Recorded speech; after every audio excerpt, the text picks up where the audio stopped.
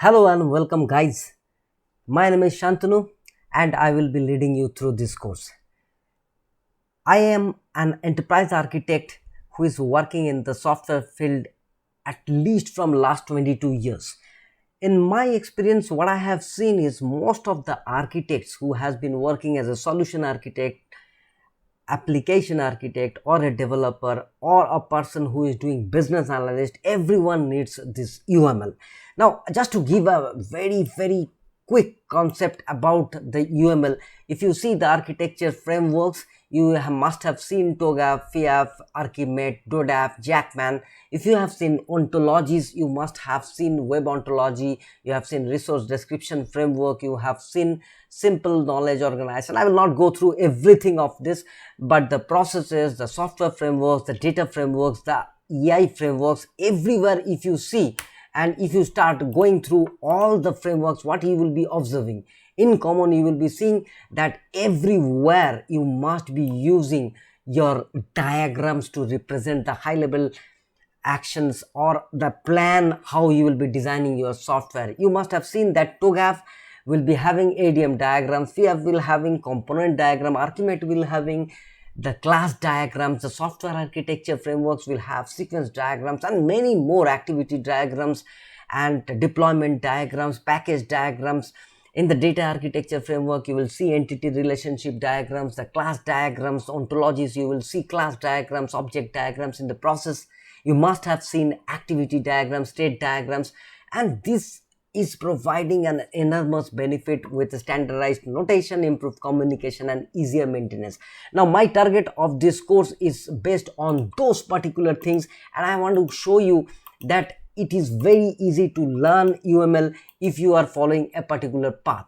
Now, how UML is effective for communication in all the frameworks you must have seen still now will have class diagrams, component diagram, sequence diagram, activity diagram, entity relationship diagram, deployment diagram. Now, when I am saying this, if you just observe this, that in enterprise architecture frameworks, software frameworks, data frameworks, AI frameworks, ontologies, processes, benefits, everywhere, whatever benefits you are getting by drawing these diagrams are enormous. Now, that is the reason why I wanted to do this particular course and help you so that you will be able to effectively use UML in your object oriented programming or for any kind of programming language, whatever you are using, you must be using that. So let me show you the course contents very quickly. Okay, now in the course, what I am going to do is I am going to do an introduction followed by a lot of modeling of the why we are modeling software, why software development lifecycle is required, why UML software development lifecycle is required, what is the UML used for. In the introductory section, I will be talking about all this, where importance of UML will be known, the history of UML will be known, and then we will be talking about the tools for UML diagramming. I mean, there are enormous amount of tools which is available in the market. You can use any of the tool upon your choice, you can choose anything, I don't mind, but ultimately what the target of this course is to teach you exactly how UML works in your day-to-day life when you are doing a project and when the developers are working, when an architect is designing the solution, when a solution architect or an enterprise architect want to design their solution. There are 56 kind of diagram when you go for enterprise architecture, but you don't need to know so many things. What you need to know is around 15 diagrams in structural as well as behavioral diagrams of UML, and that is what I am going to teach you. So guys, come and join this course and you will be able to see all the structural diagrams starting from the basic of the structural diagram, the basic of the behavioral diagrams, and then structural diagram advanced and behavioral diagrams advanced has been covered in this particular course. You really don't need to hover over internet or anywhere else just to learn UML, and the objective of this course is more to make yourself aware about how to do architecting rather than going here and there and finding out things, right? So that is the objective of this particular program. And please join this program, and I hope I will be able to teach you everything about UML, everything about designing, everything about how you will be architecting, how you will look towards while you are designing a bigger solution, when you are looking from the top to the bottom of this solution or end-to-end solution. If you want to have a glance on how the structure of the course is, I will just quickly show you.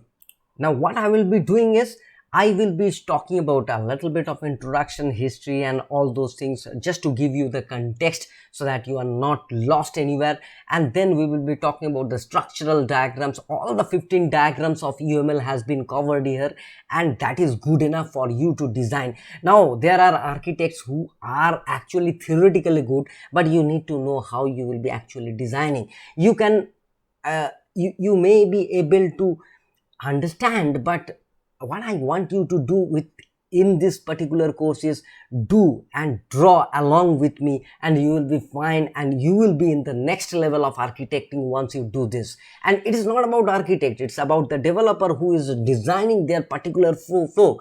They will be also able to go to the next level and understand the whole system end to end when they will be doing this particular course. Now I will be covering class diagram, object diagram, component diagram, deployment diagram, package diagram, composite structure diagram, profile diagram. Now this has been subdivided into basic as well as advanced. I am not covering everything in the basic, I am covering that in the advanced section. If you don't want to learn the advanced, no problem, take your time and then learn.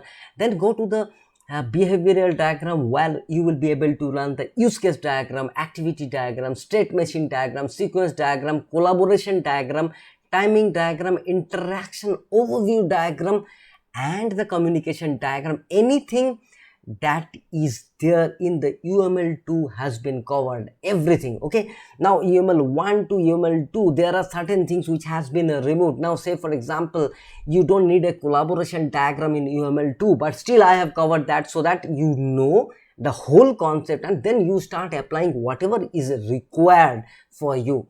And most of the thing what I have done is, I have been doing a case study which is on course instructor and a student, a very basic thing, but you will be repetitively doing along throughout this course, and that will help you to understand the basics of it. Once you know the basics, the advance is also covered, but still I will say you will be able to draw anything what you want. Okay, thanks guys, and see you in the course.